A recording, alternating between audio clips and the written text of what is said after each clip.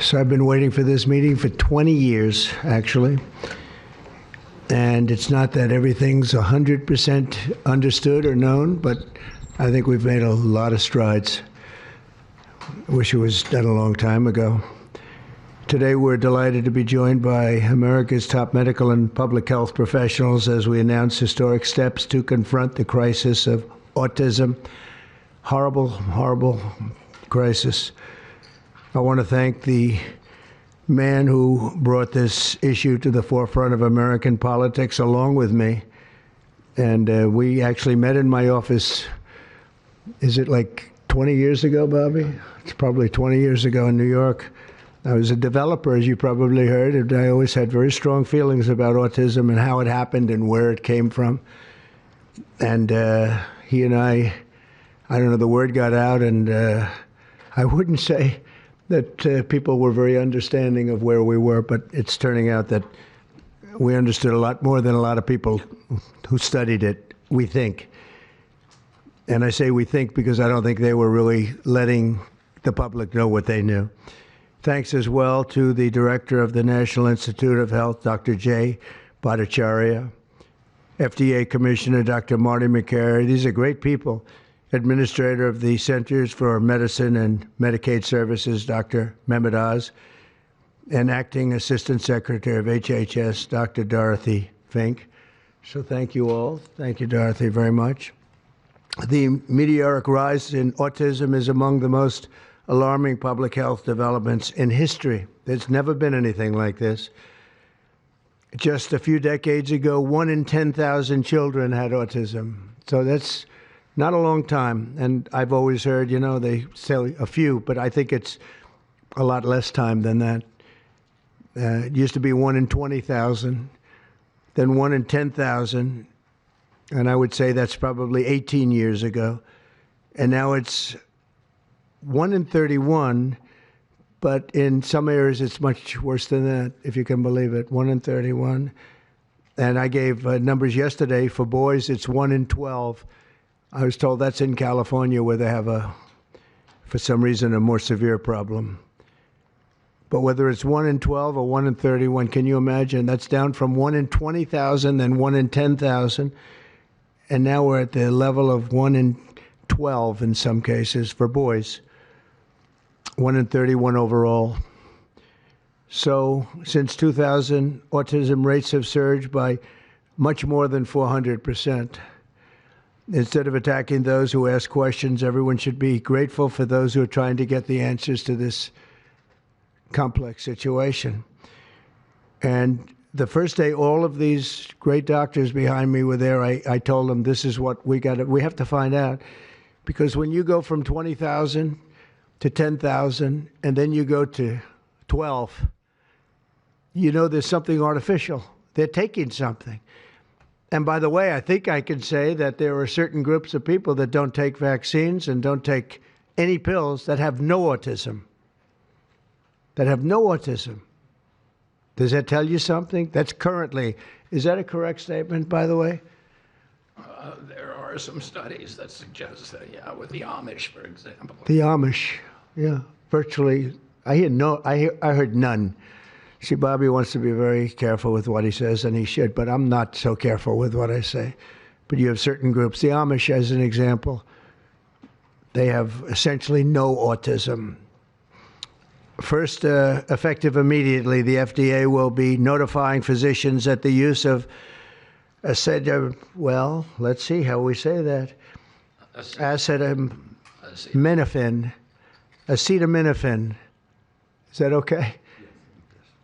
Which is basically commonly known as Tylenol during pregnancy, can be associated with a very increased risk of autism. So taking Tylenol is not good. All right, I'll say it. It's not good. For this reason, they are strongly recommending that women limit Tylenol use during pregnancy unless medically necessary. That's, for instance, in cases of extremely high fever, that you feel you can't tough it out, you can't do it. I guess there's that. It's a small number of cases, I think. But if you can't tough it out, if you can't do it, that's what you're going to have to do. You'll take a Tylenol, but it'll be very sparingly. It can be something that's very dangerous to the woman's health. In other words, a fever that's very, very dangerous, and ideally a doctor's decision, because I think you shouldn't take it. And you shouldn't take it during the entire pregnancy. They may tell you that toward the end of the pregnancy, you shouldn't take it during the entire. And you shouldn't give the child the Tylenol every time he's born and he goes and has a shot. You shouldn't give a Tylenol to that child. All pregnant women should talk to their doctors for more information about limiting the use of this medication while pregnant. So ideally, you don't take it at all. But if you can't tough it out, or if there's a problem, you're going to end up doing it. The other thing that I can tell you that I'll say that they will maybe say at a little bit later date, but I think when you go for the shot, you do it over a 5-time period. Take it over 5 times or 4 times, but you take it in smaller doses and you spread it out over a period of years. And they pump so much stuff into those beautiful little babies. It's a disgrace. I don't see it. I think it's very bad. They're pumping, it looks like they're pumping into a horse. You have a little child, little fragile child, and you get a vat of 80 different vaccines, I guess, 80 different blends, and they pump it in. So ideally, a woman won't take Tylenol. And on the vaccines, it would be good, instead of one visit where they pump the baby loaded up with stuff, you'll do it over a period of 4 times or 5 times. I've been so into this issue for so many years just because I couldn't understand how a thing like this could happen. And it's artificially induced. It's not like something that when you go from all of those, healthy babies to a point where I don't even know structurally if a country can afford it. And that's the least of the problems. To have families destroyed over this is just so terrible. I also, and we've already done this, we want no mercury in the vaccine. We want no aluminum in the vaccine. The MMR, I think, should be taken separately. This is based on what I feel, the mumps, measles, and the 3 should be taken separately. And it seems to be that when you mix them, there could be a problem. So there's no downside in taking them separately. In fact, they think it's better, so let it be separate. The chicken pox is already separate, because when that got mixed in, I guess they made it 4 for a while, it really was bad. So they make chicken pox. Individually, they're okay. When you mix them, something maybe happens. So there's no downside in doing it. It's not like, if you do it, bad things. No, it's only good side. And it may not have that much of an impact, but it may have a big impact. So let those be taken separately. And then hepatitis B is sexually transmitted. There's no reason to give a baby that's almost just born hepatitis B. So I would say wait till the baby is 12 years old and formed and take hepatitis B. And I think if you do those things, it's going to be a whole different, it's going to be a revolution in a positive sense in the country. The FDA will be updating the label of an existing drug to reflect potential benefits in reducing some autism symptoms. This gives hope to the many parents with autistic children that it may be possible to improve their lives. That's one of the things that I'm very, very happy about. I mean, this was mostly going to be on how not to have the child affected, but we've learned some pretty good things about certain elements of genius that can be given to a baby, and the baby can get better. And in some cases, maybe substantially better. Not going to be easy, but be a lot easier if it didn't happen in the first place, as these great parents fully understand, right? They fully understand. I feel so terribly for. I have so many friends with autistic children. It's just it's a tough situation. Finally, to help reach the ultimate goal of ending the autism fever, the NIH will be announcing 13 major grant awards from the Autism Data Science Initiatives. And to be honest with you, to me, that's the least important. It's not even a money thing at this point. There's so much money, but they have to do, and they have to move quickly. When the alternative is that nothing bad can happen, let's do it now. I was just saying to Bobby and the group, let's do it now. Nothing bad can happen. It can only good happen. But with Tylenol, don't take it. Don't take it.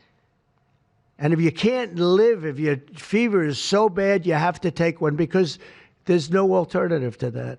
Sadly, first question, what can you take instead? It's actually, there's not an alternative to that. And as you know, other of the medicines are absolutely proven bad. I mean, they've been proven bad with the aspirins and the Advils and others, right? And they've been proven bad.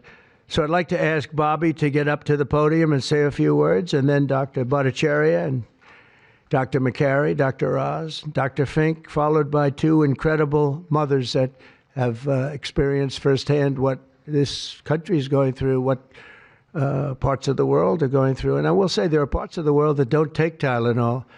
I mean, there's a rumor, and I don't know if it's so or not, that Cuba, they don't have Tylenol because they don't have the money for Tylenol, and they have virtually no autism, okay? Tell me about that one. And there are other parts of the world where they don't have Tylenol, where they don't have autism. That tells you a lot. And I want to say it right now. And, you know, the way I look at it, don't take it. Don't take it. There's no downside in not taking it. So I'd like to ask Bobby to come up and say a few words. I hope I didn't ruin his day, but that's the way I feel. I've been very strong on the subject for a long time. You know, life is common sense, too. And there's a lot of common sense in this, and I wish things like this were brought up. And this group has worked so hard on it, but I'd like to be a little bit more, a little speedier in the process of a recommendation, because there's no harm in going quicker. There's absolutely no harm. At worst, there's no harm. Thank you very much. Bobby, please. Thank you, Mr. President.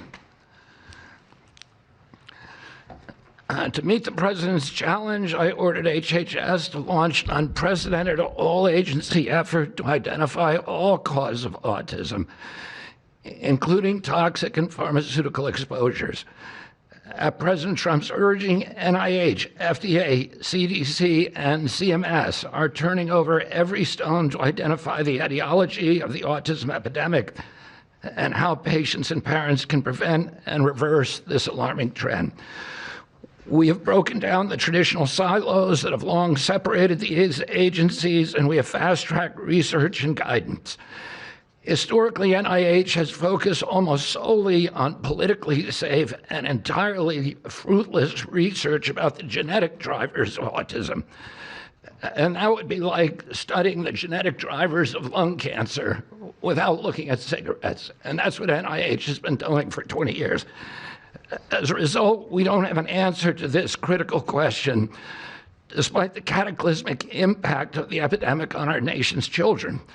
We are now replacing the institutional culture of politicized science and corruption with evidence-based medicine.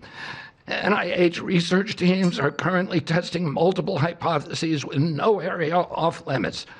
We promise transparency as we uncover the potential causes and treatments, and we will notify the public regularly of our progress. Today, we are announcing two important findings from our autism work that are vital for parents to know as they make these decisions. First, HHS will act on acetaminophen. The FDA is responding to clinical and laboratory studies that suggest a potential association between acetaminophen use during pregnancy and adverse neurodevelopmental outcomes, including later diagnosis for ADHD and autism. Scientists have proposed biological mechanisms linking prenatal acetaminophen exposure to altered brain development.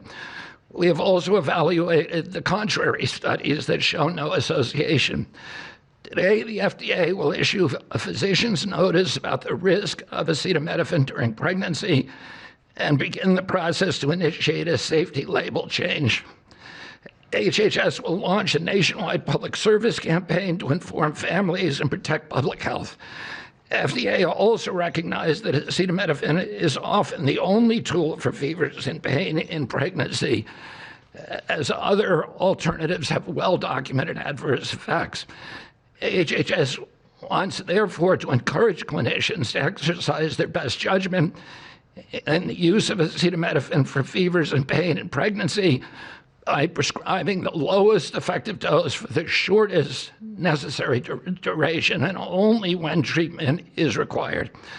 Furthermore, thanks to the politicization of science, the safety of acetaminophen against the risk of neurodevelopmental disorders in young children has never been validated. Prudent medicine, therefore, suggests caution in acetaminophen use by young children, especially since strong evidence also has associated it with liver toxicity. Some studies have also found the use of acetaminophen in children can potentially prolong viral illnesses. FDA will drive new research to safeguard mothers, children, and families. In addition to a possible acetaminophen connection to autism for pregnant women, infants, and toddlers, our research has revealed that folate deficiency in a child's brain can lead to autism. We have also identified an exciting therapy that may benefit large numbers of children who suffer from autism. Peer-reviewed literature has documented that up to 60% of folate-deficient children with ASD can have improved verbal communications if given leucovorin.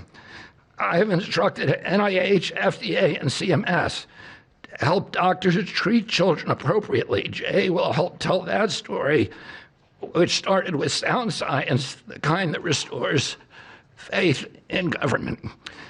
This announcement also represents a historic collaboration between NIH, FDA, CDC, and CMS.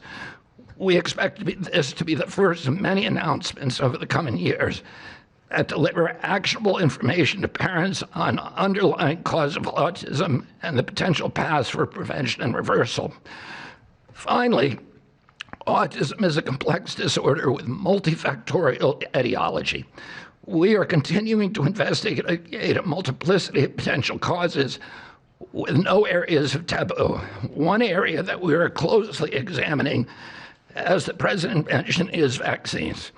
Some 40 to 70% of mothers who have children with autism believe that their child was injured by a vaccine. President Trump believes that we should be listening to these mothers instead of gaslighting and marginalizing them like prior administrations. Some of our friends like to say that we should believe all women. But some of these same people have been silencing and demonizing these mothers for 3 decades because research on the potential link between autism and vaccines has been actively suppressed in the past. It will take time for an honest look at this topic by scientists. But I want to reassure the people in the autism community that we will be uncompromising and relentless in our search for answers.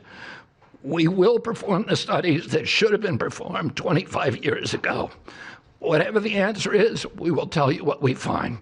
We are researching this issue to all 3 agencies. Jay will discuss one of our research initiatives at NIH. This model of unleashing unbiased, depoliticized, gold standard scientific research and academic freedom to deliver actionable information to prevent and reverse disease will be a model for the framework to deliver similar results for many other chronic conditions that plague Americans. Jay? Thank you, Secretary Kennedy, and thank you, President Trump. Thank you very much. I'm proud to announce today that the NIH has launched the Autism Data Science Initiative to turbocharge autism research, devoting an additional $50 million to the cause of studying autism. Nearly 250 research teams from across the country applied, sent in their applications, and were peer-reviewed by the NIH review panels. The NIH peer reviewers chose the 13 best projects focused on root causes and therapies, with replication and validation studies to guarantee gold standard science. The studies feature a new kind of science called exposomics, where scientists consider environmental and medical factors, nutrition, events during pregnancy, in combination with biology and genetics to answer vital questions about autism. Science like this, conducted in partnership with families and physicians, is the best way to arrest and reverse the autism epidemic. Autism spectrum disorder encompasses a very wide range of symptoms, ranging from mild difficulties with social interactions to profoundly autistic children who experience severe disabilities in speech and behavior. Given this wide range of symptoms across the spectrum, it seems certain that there will be a wide range of biological contributors to explaining the cause.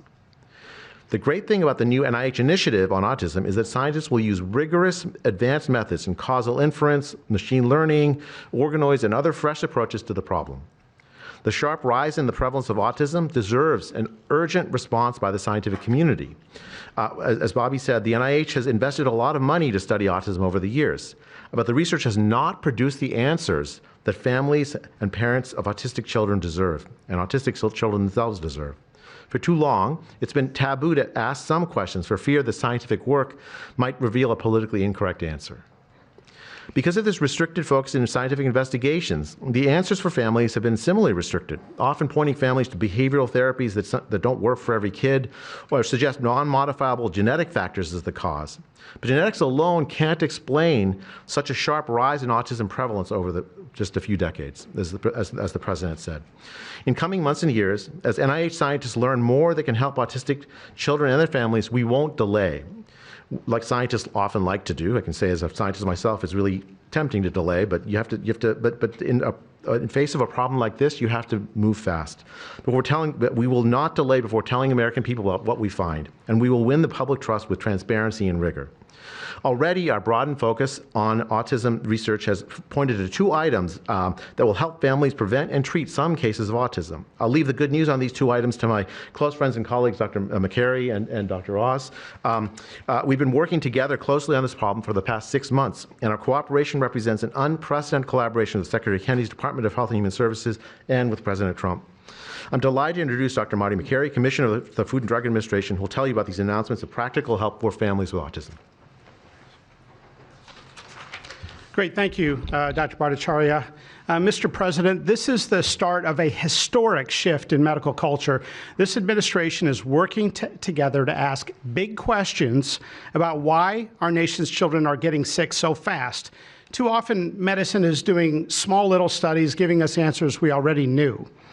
But we've got to make a difference. You've given us a charge to identify root causes, and we are not going to stop so that we can end the suffering we are watching. And if you've seen a kid with autism, with severe autism, it's hard to watch. Kids get frustrated, they get angry, they can be crying because they want to speak and they can't speak. It's hard to watch, and it may be entirely preventable. For an epidemiologist, that child is an expanding statistic. But for a child, it can be brutal to have autism. Today, the FDA is taking action to update the label on acetaminophen and sending a letter to all U.S. doctors letting them know about the risks in pregnancy. We now have data we cannot ignore. There's a very large study, the Boston Birth Cohort, with researchers that have, from Johns Hopkins, my former institution, and Boston University, found quote-unquote consistent associations between acetaminophen in pregnancy and autism. And the Nurses' Health Study with researchers from Yale, Columbia, and Harvard looking at 9,000 kids found that acetaminophen use in pregnancy was associated with neurodevelopmental disorders. And 4 weeks ago, a Mount Sinai Harvard study reviewed all the existing literature and found the overwhelming body of evidence points to an association. Sure, you'll be able to find a study to the contrary. That's how science works. But to quote the dean of the Harvard School of Public Health, there is a causal relationship between prenatal acetaminophen use and neurodevelopmental disorders of ADHD and autism spectrum disorder. We cannot wait any longer. And honestly, there's been this perfunctory, reactionary, mindless practice in medicine. I learned it in medical school and residency. Just treat all fevers, low-grade fevers, treat them with acetaminophen. Why? What are we doing? A study out of Hopkins actually showed that treating a fever can prolong the duration of illness in a young kid. Maybe that's because a fever is a body's natural way of ridding an infection. When my wife was pregnant and delivered our son a few months ago, they pushed her to take acetaminophen for a low-grade fever. She said no, and then they looked to me and I said, absolutely no. I'm also here to announce good news. Today, the FDA is filing a Federal Register notice to change the label on an exciting treatment called prescription leucovorin so that it can be available to children with autism. You know, autism may also be due to an autoimmune reaction to a folate receptor on the brain, not allowing that important vitamin to get into the brain cells. It's a fairly established, mature pathway. Again, we have a duty to let doctors and the public know we are going to change the label to make it available. Hundreds of thousands of kids, in my opinion, will benefit. One study found that with kids with autism and chronic folate deficiency, 2/3 of kids with autism symptoms had improvement, and some marked improvement. Mr. President, you told us to do what's medically right, to go bold, and not worry about the corporations and the lobbyists. So that's what we're here doing today. Thank you, Mr. President. Good, thank you. Thanks, Marty. I think you all appreciate the passion in the President's voice. We've been hearing that since the inauguration. In fact, even before the inauguration, the President was upset about what he spoke to today. And so together with Secretary Kennedy, who's made it his life's work to address some of these challenges with autism, they challenged us. In fact, they were harsher than that. They wanted no silos to break down what the NIH would do, what the FDA would do, what CMS would do. They insisted that the physician leaders bust through the clutter because their agencies had the power if we didn't do what every other prior administration had done, which is to let people function within their siloed environments. Because of that, in historic fashion and a very accelerated manner, we have a response today to the autism crisis. It is the first of several chapters, but this is breaking news. You've heard some of it. The response to the autism crisis is going to continue to come to you under Secretary Kennedy's leadership, and the President wouldn't have it any other way, as you've heard. The FDA, based on NIH research, is approving prescription leucovorin for treatment of autistic children. Now, if you're following the script, there should be two questions that you have, two questions that should come to your mind. The first is, how will patients and parents get access to the treatment? I'll tell you how. Over half of American children are covered by Medicaid and CHIP, government health insurance, over half. And therefore, because they're covered in Medicaid and CHIP, upon this label change by Marty, state Medicaid programs in partnership with CMS will cover prescription leucovorin around the country. It's yours, but you have to go to a doctor to get a prescription because they know your child, they know you, and they know the medication. States will also have tools to monitor its use and ensure appropriate utilization. That's important for a bunch of reasons because we want the right kids getting the right prescription medications. We believe private insurance companies will rapidly follow our lead if they have not already done so. And again, to make sure that this is safe and effective treatment, you need a physician to prescribe the medication because it's on prescription. Second big question. How are we going to collect clinical data to answer the big questions that the President's asking and the Secretary insists that we offer? CMS is also issuing guidance to convene states and existing research networks to support NIH and FDA in their research efforts of prescription leucovorin, while also maintaining the privacy of all patients, all health information of our beneficiaries. Collecting real-world data, which is what many of you have been asking us to do in the community, is fast. It is life-saving, and we'll get answers based on what happens over the next few months with this approach. The aggressive approach, and it is aggressive, demanded by the President and by the Secretary, have already identified risk factors and opened the door for the first FDA-recognized treatment pathway for autism. It is the first of its kind, and it wouldn't have happened without the leadership of the President and the Secretary. The fivefold increased prevalence of autism over the past 25 years demands a rapid response. The average clinician, researcher, we spoke to many, thought it would take 5 years to get this data. Parents are unwilling to wait 5 years. The President is unwilling to wait 5 years for these results. So the President and the Secretary are acting today with this tri-agency move. The administration's bold actions investing in groundbreaking research follow the science. They restore trust, which has been lacking, and they will change the trajectory for millions of American families. Mr. President, God bless you for being brave. Thank you very much. So let me introduce Dr. Fink, who's acting administrator, and after Dr. Fink, we've got some wonderful women, Jackie and Amanda. I know it's going to be tough, but if you can make some comments about this historic day. God bless you. Thank you, Mr. President, for this opportunity to speak with all of you today. As a pediatrician and mom, I am here today to talk about what this announcement means for the millions of moms and dads who are faced with the choice of whether to take acetaminophen during pregnancy. It's hard to hear information that challenges the status quo. We are sharing this information not to confuse, but to empower parents to make the best choices when taking medications during pregnancy. We are all concerned about the rising rates of neurodevelopmental disorders, including autism. President Trump and Secretary Kennedy are dedicated to radical transparency so that patients have the best, most up-to-date information. We are also sharing this information with our nation's doctors, and we encourage you, as always, to consult with your doctor to make the best decision for you. All too often, it's easy to think that medicines we buy without a prescription pose little to no risk for the mom or the baby. As you heard today, pregnant women who need high fever or pain reduction during pregnancy should take the lowest effective dose of acetaminophen for the shortest possible duration. Most women will not meet these indications during their pregnancies. I am encouraged by these developments today because it is another example of our commitment to the American people to leave no stone unturned in improving the health of our nation's children.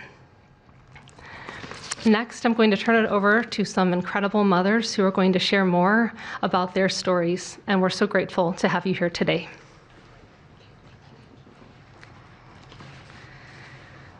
Thank you. Thank you, Mr. President and team, for all your work.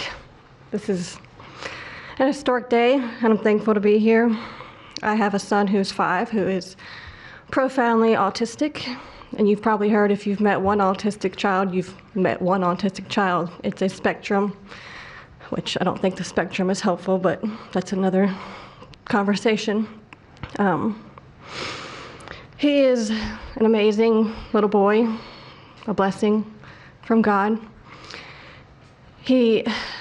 He's marvelous. He can count to 1,000. He knows all of his letters and the sounds they make and a word for each one. But he also has a lot of obstacles. He is nonverbal. He can say those numbers and letters, but there's no communication. Unless you've lived with profound autism, you have no idea. You have no idea. He, like you said, he will get frustrated because he can't speak. It's not even that he can't speak. Sometimes he just doesn't understand what I'm saying. He understands the word no, but he doesn't understand the why behind the no. And that's a huge part of discipline. That's the discipline. So it's very hard to discipline a child with autism, so you have these behaviors. And it's a very hopeless feeling. It's very isolating being a parent with a profound autistic child. Even just taking them over to your friend's house is something we just don't do because, again, they're going to be met with no, no, no, and no understanding of why. And then there's a meltdown. And then you're in a situation where you're just helpless and you're just trying to protect your kid. So it's just better not to do it. You learn your limits, and it's been really hard. This is amazing that we're here today. And no one has been able to point to anything to say this is what caused it. And you can't point to that and say it didn't cause it. I have no idea. I am completely open, not blaming anything, but I'm open to the discussion and the fact that there's work being done to find answers. I'm very grateful. I was already excited to vote for Mr. Trump anyway, Mr. President. But when we got word of RFK doing his work, I was ecstatic. I could not wait for this work to be done, that somebody would try to find us some answers. I'm just very grateful. I pray for my son every day, and I hope that he can get the help that he needs. And just thank you. Thank you. Thank you very much. Thank you, John. You take care of yourself.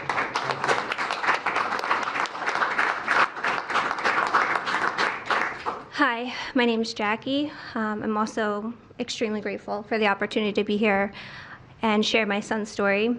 My son is Eddie. He's 11. He's on the opposite end of the spectrum from what Amanda just explained. He's considered high functioning. He was not always high functioning. He was nonverbal till the age 4. We've had quite a hard time to get to the place where we are today. I am just so grateful to President Trump and the entire administration for finally listening to moms who have been crying out for help, for answers for years. I've met so many other moms with children on the spectrum in the 9 years since my son's diagnosis, and they all have very similar stories. And they've all just wanted somebody to listen, to not ridicule them or look at them like they were the crazy people.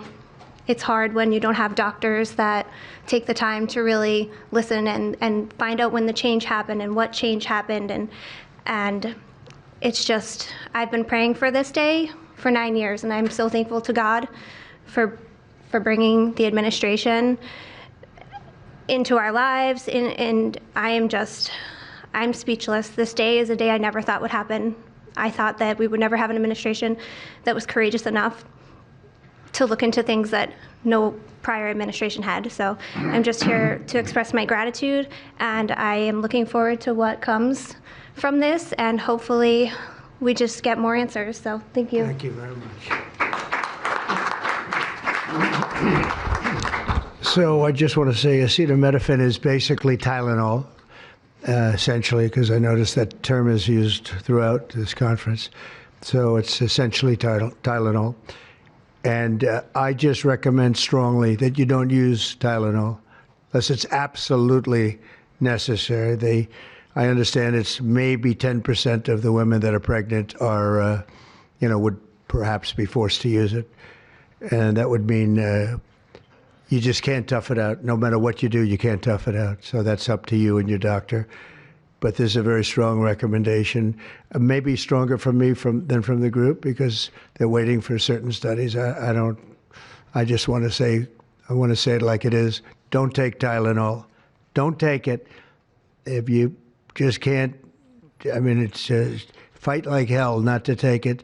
There may be a point where you have to, and that you have to work out with yourself. So don't take Tylenol. Other things that we recommend, or certainly I do anyway, is, and it's so important to me to see the doctor 4 times or 5 times for a vaccine.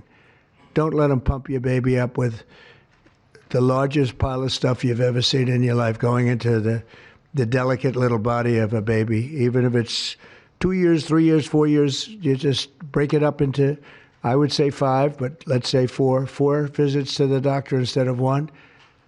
And certain things I think you should do. We've already taken out and are in the process of taking out mercury and aluminum now. You know what mercury is. You know what aluminum is. Who the hell wants that pumped into a body? And there were rumors about both of them for a long time. But we're having them taken out. We're having them taken out of the vaccines. Hepatitis B, again, that's sexually transmitted, and we think you should wait. I think you should wait till 12. I'm making these statements from me. I'm not making them from these doctors, because when they talk about, different results, different studies, I talk about a lot of common sense, and they have that too. They have that too, a lot. But I recommend the hepatitis B. Take it at 12. Sexually transmitted. You don't have to give it to the baby when the baby's 2 years old. And there are a lot of theories on that, but not when they're 12. Doesn't seem to be a problem at all. The MMR and the chickenpox. Chickenpox has already been broken out. It's a singular shot, but the MMR is not. And I've heard for years that there's a problem with it. But they say that there's no problem if you do each shot separately, not put together.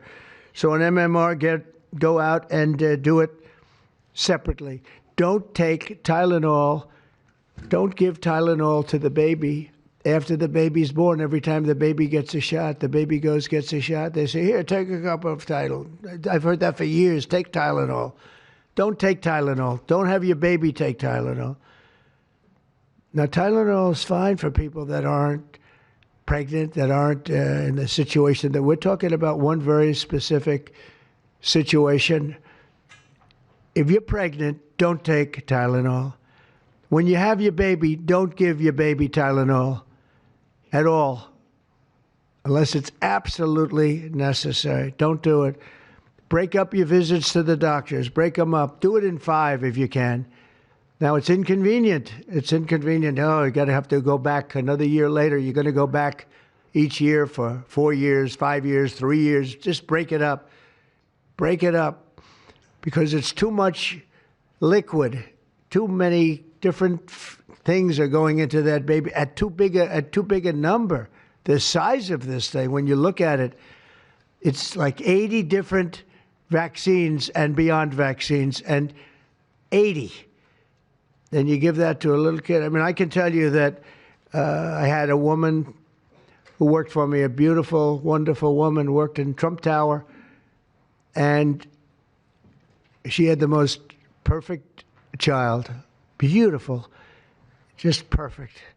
And I remember this little blonde-haired boy running around the lobby of Trump Tower, so healthy and so vibrant. And I said, that's great. And one day I came in and she was crying her eyes out behind the counter. She worked at the front desk. She was crying her eyes out. I've never, as much as I've ever seen anyone distraught, she was. I said, are you okay? What happened? My boy, I've lost my boy. What does that mean, your boy? My boy, you know him, sir. You've seen him grow up. He was so beautiful. And I took him for a vaccine, sir. And he developed this unbelievable, I think she said 107, 108. You know, it goes well beyond when this happens. It goes up to 106, 107, 108. You know, we hear 105 and you're in trouble, but it just goes up to a level that you never hear about, but it goes up very high. And it's fried. They get fried. She said, I took him, he developed an unbelievable temperature. And I've lost him, sir. He's gone. And then I saw the boy. It was so tragic to see. That was the following day. That was the following day after the vaccine. And I've seen it 2 other times, and I think 3 other times, but 2 other times, where they go to the doctor and they get the vaccine, they get the shot. The kid is, badly hurt. Let's be nice, badly hurt. And just do it. Break it up into 5, break it up into 4, break it up into 3 if you have to, but go to the doctor 4 times instead of once, or 5 times instead of once. And for some reason, they insist that you put it all into the body, and maybe that's the drug companies that make more money that way. Maybe it's the doctors because they don't want to be, doing this so much. Maybe it's the doctors. They get maybe more money. Who the hell knows what it is? Don't do it. Get them broken into 4 or 5 visits. Do it 4 or 5. That means you have 20%, 25% what you're putting into the baby's body. It can only help. It can only help. And the other things I told you about, just the word tough it out. It's easy for me to say tough it out, but sometimes in life, with a lot of other things, you have to tough it out also. Don't take Tylenol. Don't give Tylenol to the baby. When the baby's born, they throw it at you. Here, give him a couple of Tylenol. They give him a shot. They give him a vaccine. And every time they give him a vaccine, they're throwing Tylenol. And some of these babies, they're long born, and all of a sudden they're gone. And it doesn't hurt not to do it. It doesn't hurt. There's no downside. There's no downside at all. And break up MMR. Break it up. It's practically a known fact that if you break it up, you're not going to have a problem. But for years, we've been hearing how bad MMR is as a combination. And I'm very happy that you broke out chickenpox, because that was really a problem. And there are other things. It's interesting because there are other things, we were talking about it, other different drugs, pills that you take that we know are so bad and they don't take them anymore. But for some reason, with this, they keep taking it. Don't take Tylenol. There's no downside. Don't take it. You'll be uncomfortable. It won't be as easy, maybe. But don't take it. If you're pregnant, don't take Tylenol. And don't give it to the baby after the baby is born. And you know, we have more than 3 years left. And I told Bobby and the doctors behind me, and they are so committed to this, I told them that this is the number one thing I want to do from you. And you know, we have something else called Favored Nations, where I'm going to be reducing drug prices by 1,000%, by 900, 600, 500, 1,200. We're going to be reducing drug prices at levels never seen. It's called Favored Nations. We're going to be paying what right now, we're like the garbage can for the rest of the world, and we have been for forever. We pay much higher for drugs than the rest of the world. We subsidize the rest of the world. We're not doing that anymore. And that's a big thing. That's a big thing. That's bigger than anything. I told the story the other night that I was so proud in my first term that for the final year, drug prices went down 0.25%, and I was so proud. I said, why? I'm the first one to do it. I think it was 28 years, they said, where drug prices went down from the beginning of the term to the end. And I was so proud. I called a news conference. I said, you know, drug prices have gone down. First time it's happened in 28 years. You know what it was? 0.25%. I was so proud. Now we're going to have them go down from $100 a pill to $9 a pill, from $1,300 for a shot of like an Ozempic or the fat, I call it the fat pill or the fat drug. Sometimes it works, I guess, for people. The ones I've seen, it hasn't worked so well. I got a lot of friends, they're fat. They said, yeah, I lost some weight. I said, you don't look it to me. But they paid $1,300, $1,200, and they go to London and they pay $88. And they call me, they go, what's this all about? We're subsidizing the rest of the world stupidly because we have a lot of stupid people in this country running things. And how big is that? But to me, that's nothing compared to autism. I see that gorgeous boy. I have a big present for him in the back. You know, you bring him back. We're going to bring him into the Oval Office. I have the best present he's ever going to get, okay? A big one. I saved it for you, okay? Because I heard you were coming. Look how beautiful he is. So that's it.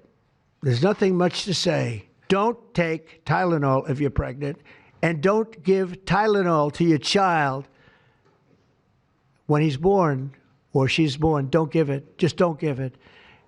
And we're going to have, I think, really, if you do all the things that I say, break it up. Just break it up. Break up the shots with the doctor. MMRs, as I told you, separate, separate, separate. Chickenpox already separate. You do these things. I'm telling you, I want to, when I leave office, I don't want to have, it's going to be the kind of number that we're hearing where it's 1 in 32 or 1 in 10, because I've heard 1 in 10 also. And in California, it's really bad. I want it to be, let's get it back to maybe 1 in 10,000 or 1 in 20,000 or maybe none in 20,000. And the only way you're going to do that, because this is artificially induced. This is induced by something. You don't go from 1 in 20,000 to 1 in 10,000, then to 1 in 10. That means you're taking something and something's wrong. And I feel very certain, and I know I'll be criticized. Someday they'll look back and they'll say, well, it wasn't, but I think it will. I think we're going to have a tremendous, this is the most important thing. There's nothing more important than me. We cured inflation that Biden gave us. He gave us so much inflation, the biggest ever in history. We got inflation done. We brought prices down. We gave you the largest tax cuts, all that stuff. It doesn't mean a thing compared to what we're doing today. This means everything. So we're going to save a lot of children from a tough life, really tough life. We're going to save a lot of parents from a tough life. Okay, how about a few questions? Let's just make it on this subject. This is so beyond as a subject that I'd rather not talk about, some nonsense on the economy. And I will say this, The economy is unbelievable. The stock market just hit another record high and all that stuff. This means more to me. Yeah, please. Mr. President, I have one on your announcement, one on vaccines that's also related. Yes. Why do you think we haven't heard more previously about the tie to autism and acetaminophen? Nobody knows. I don't know. Not only that, when you say it, you get attacked. I was saying something similar, not as strongly, because now facts are on our side. But I was saying it with Bobby 20 years ago, and I was attacked. I said, whoa, what was that all about? I had no idea. You get attacked. I don't know. The medical community, the drug companies, doctors. I don't know what it is. All I want to do, I don't care. I don't care about being attacked. It doesn't matter to me. I believe that the numbers at the end of our term or shortly thereafter could be really phenomenal. I want it to go up just like it came down to this horrible level. 1 in 10, 1 in 12. I was told 1 in 10. I was told 1 in 12. Today I heard 1 in 31 if you add the girls and the boys together. It's crazy. And it was 1 in 10,000 and 1 in 20,000. It's not even sustainable for a country. You want to know the truth. And there are other places that don't have it. And they have things in common.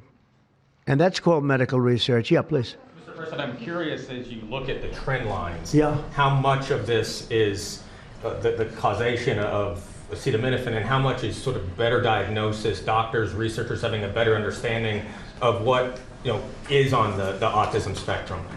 Do you want to do that? Sure, go ahead, Rob. That's one of the canards that has been promoted by the industry for many years, that it's changed diagnostic criteria, better recognition. But there's been study after study done of that completely debunks that. One of them by the Mind Institute at UC Davis, University of California. But also it's just common sense, because you're only seeing this in people who are under 50 years of age. If it were better recognition or diagnosis, you'd see it in 70-year-old men. I've never seen this happening in people my age. I've never seen a case of full-blown autism, and that means profound autism. I want to be very careful.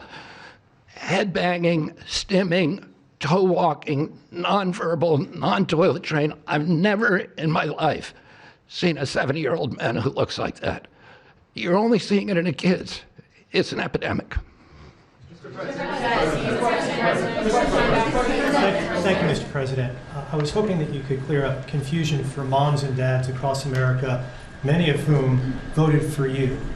There's a statement that was put out by the American College of Obstetricians and Gynecologists, and in their statement, they write, acetaminophen remains a safe, trusted option for pain relief during pregnancy, and that's at odds with what you said and with what many of the experts say. How do you clear up this confusion? That's the establishment. They're funded by lots of different groups. And you know what? Maybe they're right. I don't think they are, because I don't think the facts bear it out at all. They're fighting for something that, in my opinion, they shouldn't be fighting for. But here's the thing. There's no downside to doing, other than a mother will have to, as I say, tough it out a little bit. There's no downside to doing this. It's not like, oh, if you do this, you're going to die. There's no downside. There's no downside to going over a 4-year or a 5-year period or a 3-year period, or even if you space them out for 6 months, you space it out. There's no downside. And that's why I will say the gentleman behind me, they have very strong views, and they feel that we're right, but they'll have more research done over the next 2 months. I said, well, 2 months is a long time. A lot of people could be saved, and there's no downside to doing it. Everything I said, there's no downside to doing it. It can only be good. And I think you're going to see very good results. That's establishment stuff, and we've been reading that about a lot of things for years. And you know what's happened? We've gone from 1 in 20,000 to 1 in 10,000 to 1 in 32 to 1 in 10. Think of it. 1 in 10 or 12 or 1 in 31. Think of it. 1 in 31 people, young kids, get autism. What is it, Jeff? My question is about leucovorin. You mentioned that as part of your plan. That is also a chemotherapy treatment. Have you been in touch with the drug companies to increase production about that? And I'm going to throw in my follow-up at the same time. Dr. Oz mentioned that this will be available with CHIP, children who are on CHIP. But the big beautiful bill reduced funding for CHIP and Medicaid by $1 trillion over the next 10 years. Well, are you concerned that that will impact your ability to get this drug out? I'll explain it to you in a second, but please go ahead. Thank you. Thank you. Leucovorin is not a chemotherapy, but it is a vitamin given with chemotherapy sometimes. And the idea here is that the folic acid receptor in the brain is blocked by some antibody response. It might be 20, 40, 50% of kids with autism. And leucovorin will bypass that blocked receptor. And that's why so many doctors are probably seeing so much clinical improvement on kids with leucovorin. So are you going to increase production? Yeah, we've been in touch with the companies, and they are prepared to ramp up production, and we actually talked to them about a month ago. And on your second part of your nasty question, the number is that the great big beautiful bill, which is the greatest, I think one of the best things ever passed in the history, with the tax cuts and regulation cuts and all of the things it does, no tax on tips, no tax on Social Security, no tax on overtime, all of it does. It also gives $200 million, as just explained by Dr. Oz. And I'd like you to explain that to exactly what you're saying. The Big Beautiful Bill actually increases Medicaid spending projected over the next 10 years by $200 billion. There's also a $50 billion Rural Health Transformation Fund, which will allow a lot of these programs to get in the rural parts of the country that the President and Congress are handing to governors to start distributing. Those grants have already gone out. The money will be allocated by the end of this calendar year. And I want to point out that the ability of NIH to do research that feeds and hands the ball to the FDA, which then can change labeling to allow Medicaid programs in states to fund this program, will ensure that the things that President Trump and Secretary Kennedy desire are financially affordable for the families around America. You mentioned CHIP, sir. That's why I asked that question. You mentioned that CHIP would fund this for children. Well, most of the kids are on Medicaid, probably 43% on Medicaid, another 8-10% on CHIP. And all the programs in general are being evaluated. Most of what the One Big Beautiful Bill was seeking to do was to remove fraud, waste, and abuse. But the programs themselves should stay financially intact for the people for whom they were designed, and in this case, for children.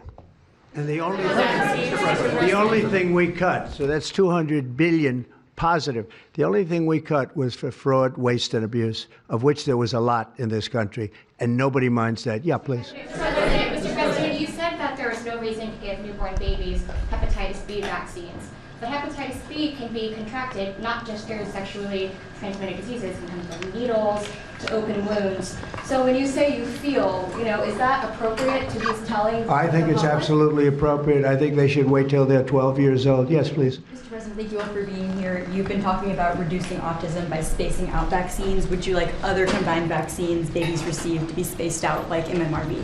What is this again? You've been talking. Speak up, please. Sir. You've been talking about reducing autism by spacing out vaccines. Right, correct. Would you like the other combined vaccines babies receive to be spaced out like MMRV? I would say yes, but that just is, for me, it's a lot of common sense involved in this. It's a process, but we're looking, but it should at least be given separately.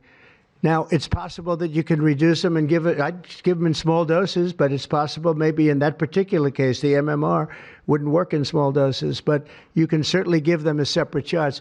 It's been proven to be very safe when you give them in separate shots instead of mixing. So I don't think there's any reason to do that. Do you agree with it?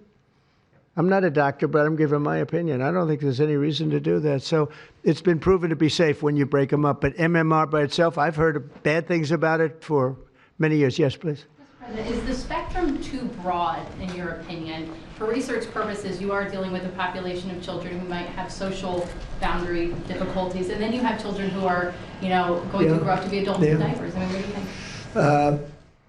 We don't know how broad the spectrum is. We don't know exactly where it starts and where it ends, but we do know what we're going through. We're going through some very serious trouble, and we know autism. I mean, it could be bigger, it could be small, a little bit smaller, but the number is unacceptable. And the number, the way it's come down, because the spectrums remain the same, the number, the way it's come down is just unacceptable, meaning come down to that level of 1 in 10, 1 in 12, 1 in 31. Mr. President.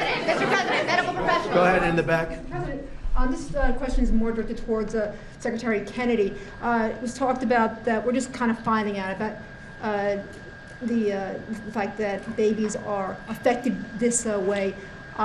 Is there a concern that information is being suppressed right now within HHS, and could an investigation perhaps be launched seeing any more Well, I think information has been really not given out very freely over the years, absolutely. And I think that's by drug companies and maybe doctors, but I certainly think that over the years. I think this is a different group. We have a lot of information. And that information, I mean, it's the information that we have that we're making these statements. And I'm making them out front, and I'm making them loud, and I'm making them strongly not to take Tylenol, not to take it. Just don't take it unless it's absolutely necessary, and there's not too many cases where that will be the case. And again, what's the worst? The worst is nothing can happen. It's very positive. That's a positive thing. But I don't believe I don't actually believe that's possible. I think the results are going to be amazing. I want to see amazing results by the time I leave this beautiful building. And I will consider this, I believe, with the wars, I've stopped 7 different wars. I've saved millions of lives. I've done a lot of things. This will be as important as any single thing I've done, because I know ladies, beautiful ladies just like this that are going through the same thing, and it's not easy. And I admire you for being able to do it. But I admire him, too. I wish I had a face that looked like that. If I looked like him, I would have been president a long time ago. Widely used in other countries too. As you make this announcement, do you expect your decision may affect I other hope they countries? follow it, yeah. I hope they follow it. Yeah, other countries are, sell Tylenol. Some countries don't. I mean, I hear Cuba, now, again, you'll have to check this out, but I hear Cuba doesn't have it because it's very expensive. And they don't have the money to have it, or they don't want to spend the money to have it. They don't have Tylenol. And I hear they have essentially no autism. So you'll have to check it out. Yeah, Brian. Medical professionals have warned for decades. No, not you. You're CNN. You're fake news. Go ahead, Brian. Thank you, Mr. President. I want to go back to the Amish community, if I can, just for a second. I recently saw a man from Minnesota, an Amish man from Minnesota, on a podcast, and the host asked him what the rates were for like ADHD and autism, and he had no idea about ADHD, didn't know that it existed, and certainly didn't know of any cases. What are they doing? It doesn't exist with the Amish community, and they don't take all of this junk. It doesn't exist. That tells you, doesn't that tell you? That's like, that's like certain countries where it doesn't exist and they don't take it. Would you like to make a comment about that, Mark? The Amish population, a very mixed group. So there's a subset that take vaccines, a subset that does not. And we know they have very low rates of chronic disease all across the board. Please. Thank you, Mr. President. Should the establishment media show at least some openness to, trying to figure out what the causes of autism are? I wish they would, yeah. And why are they so closed-minded? Well, look, it's not only the media, in all fairness, it's some people. When you talk about vaccines, they go crazy. And, I'm a big supporter of vaccines. I got a certain vaccine approved in 9 months that would have taken from 5 to 12 years. I'm very proud of it. A lot of people think it was one of the greatest things I've done, and some people think, mostly Republicans, actually. I'll tell you, the Democrats think they think Operation Warp Speed was one of the greatest things any president has done, any president. It's, we're very proud of what happened. We got hit with something that came from a place that shouldn't have happened, but it did happen. Those things take place, and you're very unpleasantly surprised. But no, I'm a big believer in vaccines. The polio vaccine, big believer in vaccines. I know Bobby and you guys have it out a little bit, but he's a believer in vaccines too. But I've seen how great vaccines can be, how incredible they can be. So I'm a believer. Yeah. Yeah, please. Your comments made about MMR and hepatitis B, I know you said those were your suggestions, but have you spoken with Secretary Kennedy about actually making those changes? I have, yeah, I have. I've spoken to all the doctors about it, and doctors that are not here right now. I've spoken to many doctors about everything we're talking about. And, the Tylenol has started to be spoken of over the last period of time, but we've been doing the research. A lot of what they've been speaking about comes from right here, by research done by these people. And I just say it again, don't take Tylenol. Don't take it. And don't give it to your child after your child is born. And do all those other things, little things, just spread out your visits, et cetera, on the vaccine. And I want to thank everybody. This is a very important day. Thank you very much.